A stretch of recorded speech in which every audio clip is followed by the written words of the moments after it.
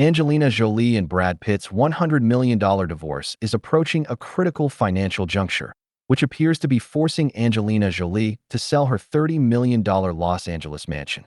While the Oscar-winning actress recently shared that she intends to move away from Los Angeles due to the current political climate and a desire for an international life, recent reports suggest a more complex financially driven reality.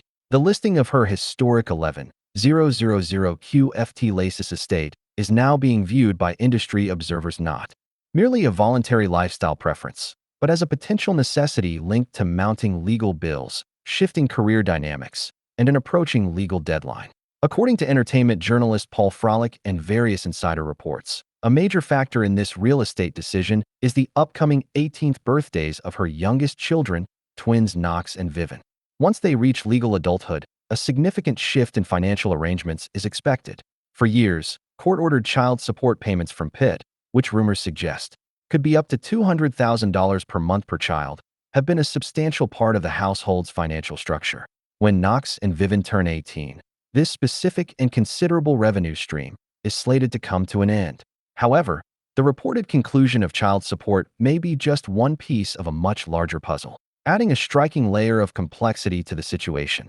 Reports claim that in order to secure this very estate after filing for divorce in 2016, Jolie had to borrow $8 million from Pitt just to cover the initial down payment. Today, she is managing the ongoing financial responsibilities of a massive mortgage, significant California property taxes, and the extensive upkeep of a historic 2-acre property that features 10 full bathrooms, a sweeping library, a pool house, and a private tea house. Compounding these carrying costs is the financial weight of the ongoing legal dispute over the Chateau Moral winery. Pitt's lawsuit, which stems from Jolie's sale of her shares to a division of the Stoli Group, involves highly complex international litigation.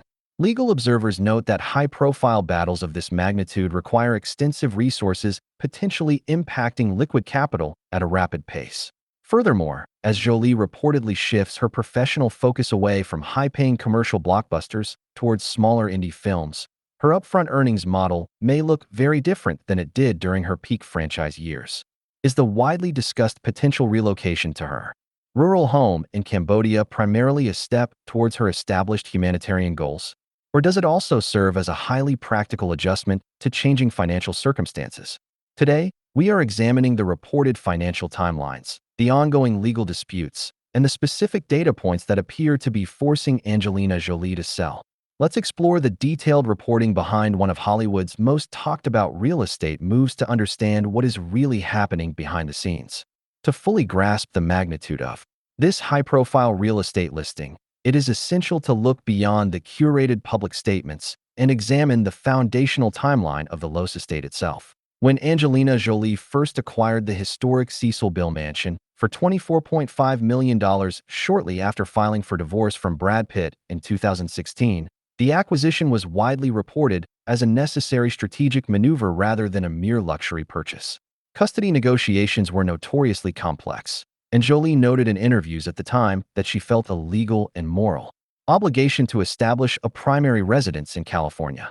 Her stated goal was to comply with court-ordered arrangements, ensuring that their 6 children, Maddox, Pax, Zahara, Shiloh, and twins Knox and Vivian, remained in close physical proximity to Pitt, who maintained his own estate just 5 minutes away. For years, this sprawling 2-acre compound featuring 11,000 square feet of living space, 10 full bathrooms, a grand library, a wine cellar, and specialized outbuildings, including a pool house and a tea house, served as the ultimate private sanctuary for the family. However, maintaining a property of this immense scale in one of Los Angeles's most exclusive neighborhoods requires an extraordinary amount of continuous liquid capital. This brings us to a crucial piece of reporting brought to light by entertainment journalist Paula Froelich. According to insider sources cited in her investigative newsletter, the financial foundation of this estate was compromised from the very beginning. In a revelation that dramatically shifts the public narrative, it was reported that Jolie did not purchase the home outright with her own liquid assets. Instead, she allegedly had to borrow $8 million directly from Brad Pitt just to secure the down payment. This single financial detail fundamentally recontextualizes the current situation. It suggests that despite her status as a global superstar and decades of high earning power. A significant portion of her wealth was likely tied up in non-liquid assets or trusts at the time of the separation. Consequently, she has spent the last several years burdened not only by standard Los Angeles property taxes and the exorbitant maintenance costs of a historic megamansion, but also by the crushing weight of a massive mortgage. When an asset transition of this size begins with an $8 million loan from a former spouse with whom one is actively engaged in litigation, the long-term financial viability of keeping the property is inherently precarious. The immediate urgency to liquidate this $29.85 million asset right now rather than years in the future is tied to an unchangeable biological and legal timeline. The financial architecture that has helped sustain Jolie's California household is reportedly facing an imminent and drastic reduction. The catalyst for this shift is the impending 18th birthdays of her youngest children, twins Knox and Vivian. In the realm of high net worth family law, the age of majority is a critical financial juncture. For years, the household's operating budget has been supplemented by substantial court-mandated child support payments. While exact legal documents remain sealed, industry insiders and entertainment reporters have consistently estimated these payments from Pitt to be hovering around $200,000 per month per child. When Vivian and Knox legally become adults, this specific avenue of financial support will abruptly conclude. The mathematics of this transition are inescapable. The sudden removal of hundreds of thousands of dollars in guaranteed monthly revenue forces an immediate restructuring of household overhead. For a property that demands millions of dollars annually just in baseline upkeep, taxes, and mortgage obligations, the loss of child support acts as a financial cliff. The decision to list the home just as the twins approach this milestone indicates a highly calculated preemptive strategy to free up equity and eliminate unsustainable carrying costs before the cash flow entirely dries up. Adding another profound layer of complexity to this financial puzzle is the shifting landscape of Angelina Jolie's professional career. For over 2 decades, she reigned as one of Hollywood's most bankable leading ladies, commanding top-tier upfront salaries for massive global blockbusters like Tomb Raider and Maleficent. These franchise films routinely offered 8-figure paychecks that could easily finance a multi-million-dollar real estate portfolio. However, the economics of the modern entertainment industry have fundamentally changed, and so has Jolie's position within it. Recent reports highlight that she has not been securing the highly lucrative big-budget studio offers that characterized her earlier career. Instead, she is pivoting towards smaller, critically acclaimed independent films. While sources note that her upcoming performances in these indie projects are exceptionally strong, the financial reality of independent cinema is vastly different from studio tentpoles. Independent films simply do not offer the massive guaranteed upfront cash necessary to fund a $30 million lifestyle. Furthermore, industry insiders speaking to journalists have pointed out the harsh demographic realities of Hollywood, noting that securing dominant high-paying roles becomes notably more difficult for actresses approaching the age of 50. The combination of industry ageism and a deliberate shift toward passion projects over commercial blockbusters means that her primary earning model has been drastically altered, further necessitating the sale of high-overhead assets.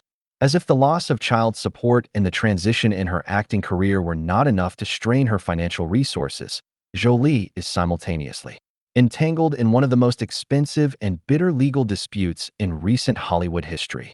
The ongoing war over Chateau Miraval, the sprawling winery and family retreat in the south of France that the couple purchased together in 2007, has morphed into a financial black hole. The conflict escalated dramatically when Jolie sold her 50% stake in the highly profitable wine business to Tonnet Delmando, the wine division of the Stoli Group, which is controlled by Russian oligarch Yuri Shefler.